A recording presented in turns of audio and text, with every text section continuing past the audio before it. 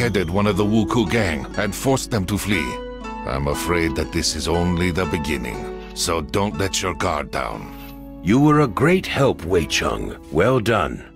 This doesn't cancel out the fact that he engaged their leader without waiting for us. I gave you clear instructions, fisherman, and you disobeyed me. And you weren't here, and he could have escaped. We had completely surrounded the village, so he had nowhere to run. That was the whole point of the plan. There is great power inside you, Wei Cheng, but it is held back by your rage and hunger for revenge. I can take you under my wing and teach you everything that I know. But you must promise to obey Master Guan Li and I, and not let anger control you. All right, I promise. Our heroes didn't get to celebrate their victory for long. The Red Wuku clan, which had disappeared after attacking Wei Cheng's village, suddenly reappeared in the south of the province. Teams led by the warrior in a white mask swept through the helpless villages, leaving behind only smoking ruins and mounds of ash.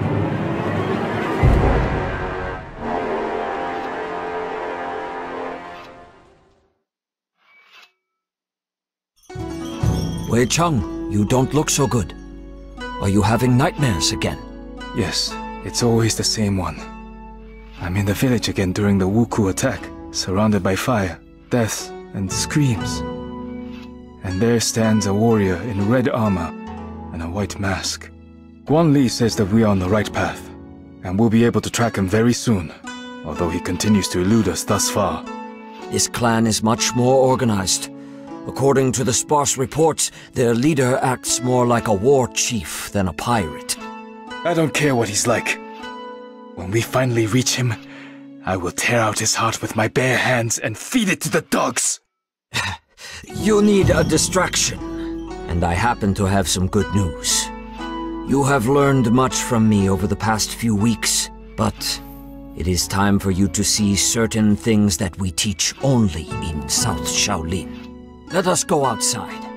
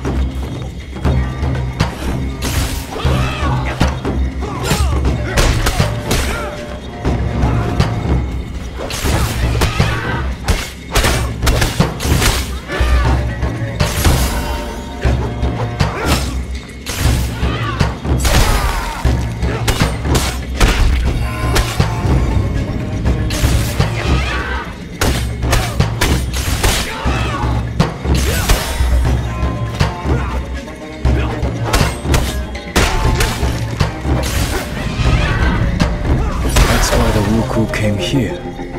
It's not safe to leave the relic here, especially since I killed its protector. I'll take it with me and show the others.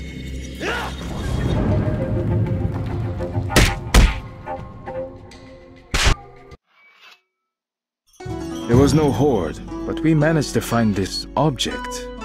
It seems to be made out of jade and looks very old. The pirates probably wanted to sell it to a collector. At the peak of the Wuku power, a huge number of holy relics from plundered temples ended up in the hands of the rich. It's definitely a serious item, since it was guarded by quite an aggressive ghost. Those Taoist priests love nothing more than summoning spirits and casting spells. Interesting. Shuanpai, can you find out anything about this temple and relic?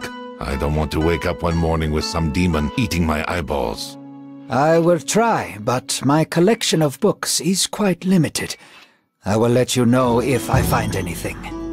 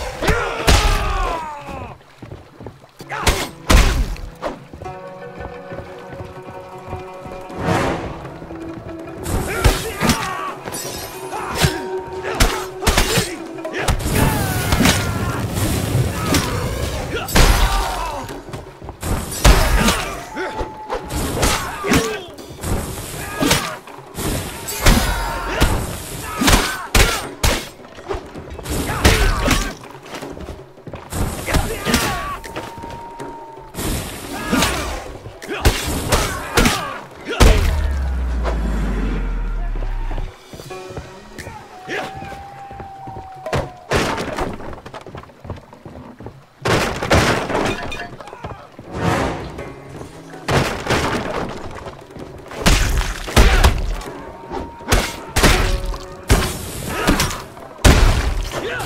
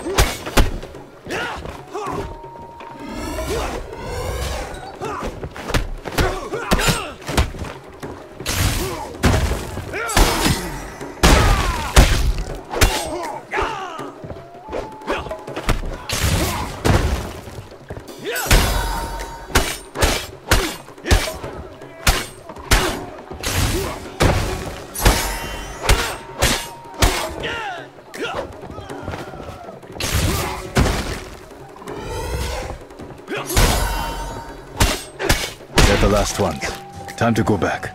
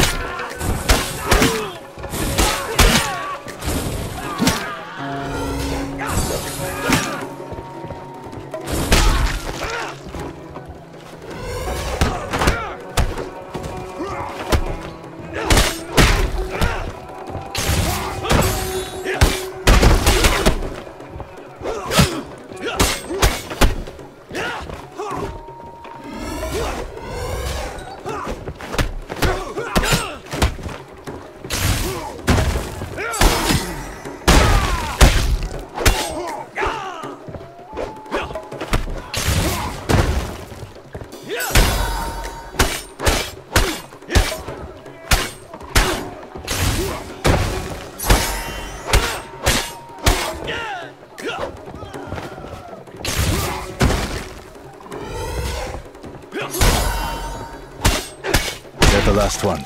Time to go back.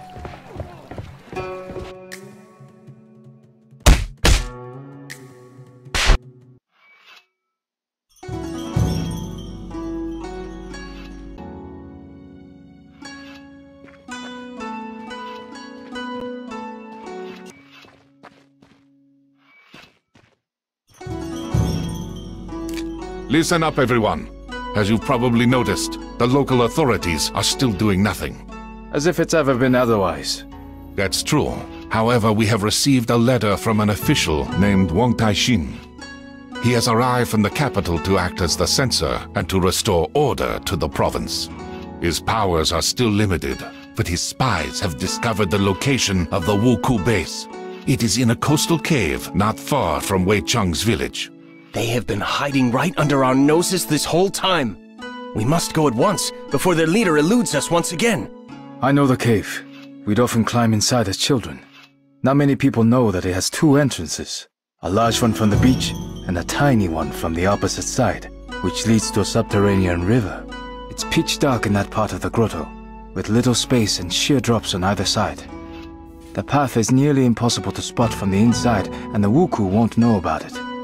We can storm in through that entrance and use the element of surprise. A good idea, but such a plan won't work. Considering how narrow the cave is, we will be like fish in a barrel if they spot us too early. Let's do this instead. I will lead the main group in from the beach and engage them outside, drawing out their main forces. Meanwhile, you and Shuon Pai will slip in from behind and set fire to their ships. This will cause a panic, and we'll then use all our strength to force them back inside the cave. Excellent plan. Let's go. Shuon Pai, are you alright? It appears that the pirates found out about this passage and set a trap in the water. The blade has gone straight into my stomach. Damn. I must call for help. Maybe the others haven't launched their attack yet. I'll be all right. You can do it.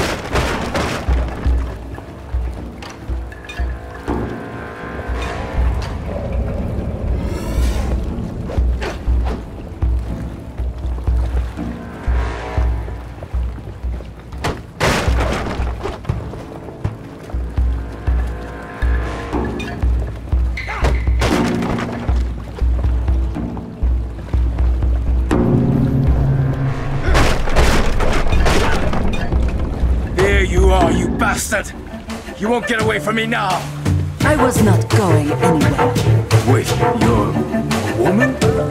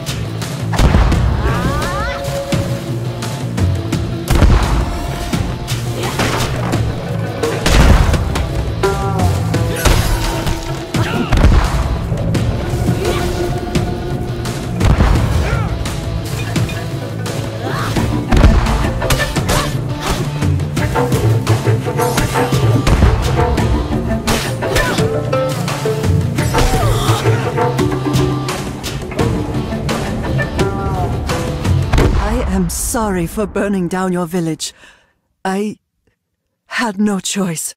I wanted to launch myself at my foes and die for my family's honor. But I realized that if I died, so would the memory of our clan.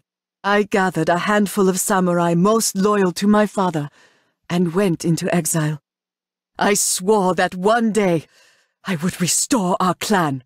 A fascinating story. But what does it have to do with the murder of hundreds of people? Your deaths were supposed to pay Fudo for the resurrection of my clan. Forgive me, father. I have failed.